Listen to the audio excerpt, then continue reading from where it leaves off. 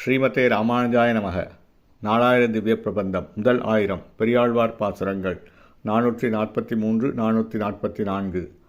அரவணையாதியான் காப்பிற் பிணிப்போக்கல் 443ஆம் பாசுரம்.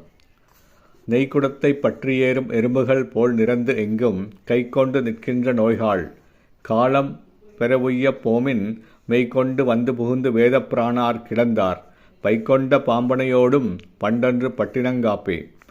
நெய்க்குடத்தை பற்றி கொண்டு தொடர்ந்து செல்லும் எறும்புகளைப் போல் இந்த உடல் முழுவதும் பறந்து இருந்து வாழும் நோய்களை, இந்நோய்களாகிய நீங்கள் அழியாமல் பிழைக்க வேண்டுமானால் விரைவாக போய்விடுங்கள்.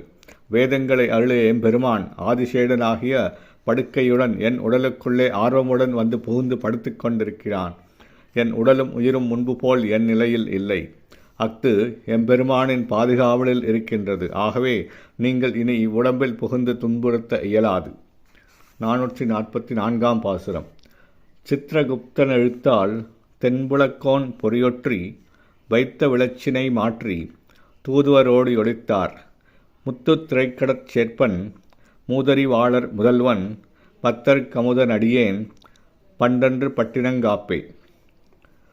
தென்திசை கரசனான யமன் சித்திரகுப்தன் என்பவனால் எழுதி வைக்கப்பட்ட கணக்கை அவனுடைய பணியாளர்களான தூதர்கள் மாற்றி அமைத்து ஓடி ஒளிந்து கொண்டனர்.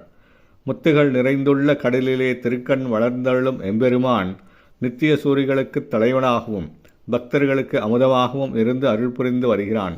அப்படிப்பட்ட திருமாலுக்கு அடியேன் அடிமைப்பட்டு விட்டேன். ஆகவே அடியேன் முன்பு இருந்த நிலை மாறி அந்த எம்பெருமானால் பாதுகாக்கப்பட்டு விட்டேன்.